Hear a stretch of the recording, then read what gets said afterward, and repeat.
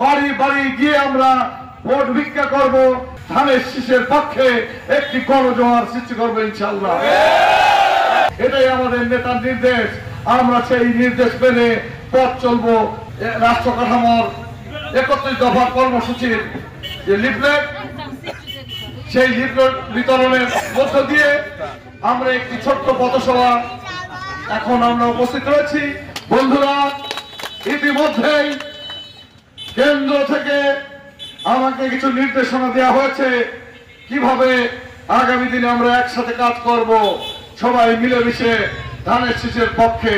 সেই জন্য আমি আপনাদের মাঝে অত্যন্ত দৃঢ় কণ্ঠে বলিষ্ঠভাবে বলতে চাই, ধানের শীষের মনোনয়ন একজনই পাবেন এবং সকলে মিলে আমরা তার পক্ষে এই কাজ করব।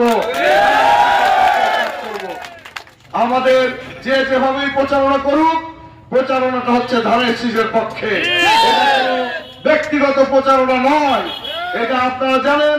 আমি জেলা বিএনপির মেম্বার সেক্রেটারি, আবার আমি 2018 সালেও নির্বাচন করেছিলাম ধানের শীষের প্রতীক নিয়ে জেলখানায় বসে।